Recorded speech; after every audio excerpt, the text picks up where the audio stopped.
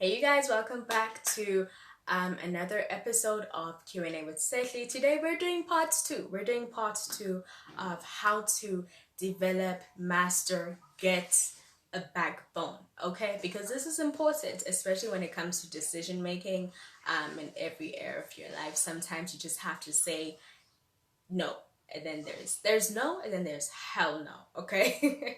So I'm glad to be doing this video, really, because I know it's something that a lot of people struggle with, especially women.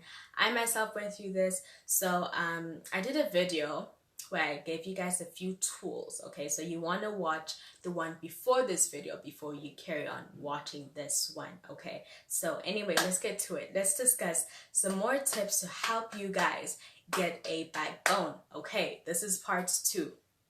So the next thing I want you to do, after you've done the other things that I told you to do in the other video. So if you didn't watch the other video, this is your chance, okay? So the next thing I want you to do is, and this is a big one, this might make you cringe, this might make you cry, this might make you feel afraid. I want you to do it afraid. I want you to just do it, just get it done. Because like I said, right, what your mind will do is protect you. It's a natural protection mechanism, masculine energy type of vibe, okay? And that's why I feel like a lot of people are just unproductive and afraid of a lot of things. Okay, so let's make an example. I think it's the story of David and Goliath. So basically Goliath was this giant, right, that felt like he was the ish, like he felt like he was the ish. And so there was these other people that were trying to fight him and everything, and they couldn't defeat him. They were afraid of him. They felt like, man, this guy's a giant. How can we defeat him? That's your mind in action. That's your mind defending you and saying, do not go there, it's dangerous. Not in a way to make you feel inadequate or small or worthless, but it's just trying to protect you. It's like, think of a father trying to protect a family or the daughter or a lion saying, nah, we can't go there, we're not safe, we might die, we might be embarrassed, that's like a no-go area. And then David, on the other hand, I wouldn't say he wasn't afraid, because I feel like we're just all human, and sometimes it's okay to be afraid. Where the issue is when you feel like you're not going to take action because of the fear. So when this fear now is so big and so massive that you feel like you can't take action, that's where the problem is, when you let your fear stop you. So we don't know whether David was afraid or not, but he did it anyway. Did it afraid, and he won like nothing happened. And a lot of the time I feel like our mind over exaggerates because of just because of how it is and how it was made and how we've been conditioned throughout the years. Now this varies from person to person. It depends on who raised you, what type of community or environment you grew up in, but it's so we're similar but we're different at the same time. So anyway, our mind is conditioned to think a certain way about things. So if now you're going to face Goliath, your mind is like, I'm not saying you can't do it, but there's a high risk that you might fail at this thing, okay? Do you see how massive that thing is? Are you sure this is where you want to go? What are you getting yourself into? We need to be safe. I need to protect you, okay?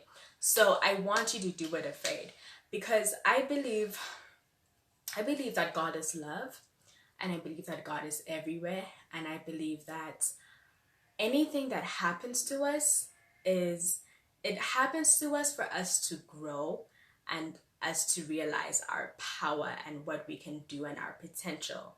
So when you resist, it has everything to do with how your mind perceives that thing to be. So every event that happens in our lives is neutral, but it's different depending on how your mind perceives it. Okay, so perfect example, it's raining outside.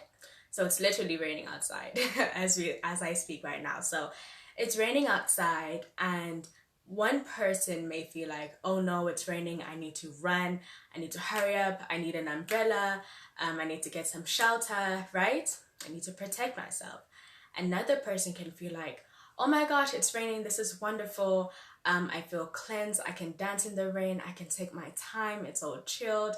And so the same thing, the same event is happening to two different people, but there's different perceptions. There's different viewpoints of this thing, right? So it's all about how your mind is perceived. Now, the good news is that you can recondition your mind, and you can unlearn things. So that's the benefit. And that's what I'm here for. That's what I'm helping you guys do right now. So like I'm saying, it's one event, right? The same event happened to two different people with two different outcomes. And it has everything to do with how your mind perceives the thing to be to you. Okay? Capiche? So I want you to do it afraid. Because like I said, God is love and God is everywhere. And God's aware of everything that happens, right? So open yourself up to the experience.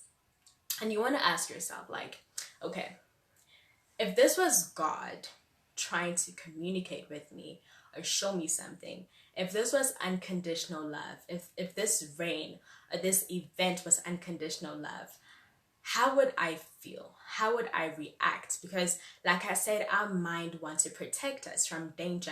So if you remove the danger and replace it with unconditional love, unconditional support, if you replace it with God, it makes you feel a little bit different, because you view God as someone that loves you, someone that adores you, someone that wants the best for you, someone that wants to support you unconditionally, someone abundant. So if you view it as that, it opens you up a little more and you get to see it from a different perspective, especially if you have negative thoughts running all day, any day, like random thoughts, then this is a method you want to use, because it allows you to just control your emotions and control those negative thoughts. Okay, you have to master it. You have to control your negative thoughts. And it's something we all do. I do that myself. You can't control it, I would say, 100% of the time, but at least as much as you can, as often as you can, control those negative thoughts. Don't let it just run like a bicycle type of thing, like it's just going and you just watching it go. Master that. Once you've mastered your mind, you've mastered life itself, because life is God and you get exposed to that abundance and that love. Okay, so do it afraid. Just get it done. Okay, and a lot of the time the bad thing won't even happen like your mind had pictured it to be. Like a lot of the time you'll feel like, oh, that actually wasn't that bad. Have you ever had that feeling when you were afraid to do something and then you do it, and when it's done it's like, oh, that wasn't too bad actually, I think I did quite well. So do it afraid. Go for it afraid. Just decide, okay, I'm going to do this, and then you get it done. Okay, that's the quickest way, I'm telling you. That is the quickest way to develop the backbone thing. Also, what you want to do is write down the areas in your life where you feel like you need a backbone, the areas in your life where you feel like you're a little bit weak and you need to develop more of a lion attitude, I would say, more of a, not necessarily aggressive, but just a boundary, just a little bit of assertiveness to make sure that there's order in your life. Okay, think of a father figure. So a lot of us know our fathers are just like masculine energy to be like pretty strict sometimes. Like they'll give you a curfew, like, okay, you can go out with your friends, but make sure you're back like at 7 p.m. on the dot. So that isn't necessarily strictness. It's to protect you, it's to love you and everything like that. It's to make sure that you're good at the end of the day. And that's the same thing with setting boundaries and just developing a backbone and just writing down where you want to improve that in your life. So to me, that's just protecting yourself and putting yourself on a pedestal as you should be, and loving yourself more. And it has everything, it goes back to your self-esteem and how you view yourself. Okay, so a lot of the times we put other people on pedestals and putting ourselves like down there. Like we just feel like we're worthless, but this person is perfect, this person is beautiful, and the whole nine, and we downgrade ourselves, and that shouldn't be the case. I believe that at the end of the day, you're all your God, for real, for real. Okay, you're in your body. You're only in this body. You only have this one life in this body. So you want to treat it well. You want to love it a little bit more. Okay, you want to treasure it. You want to honor it because you're in it anyway. You have to get along. You know, you wouldn't want to start beef with yourself. It makes no sense. So those are my tips. Thank you so much for joining me for this episode, and I'm very happy to be doing this for you guys. Send me some questions. Send me some questions that you guys have. I'm more than happy to answer them.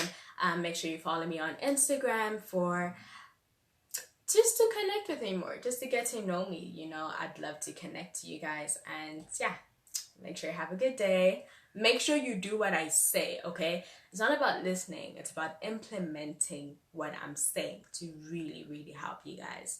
Okay, thanks for watching.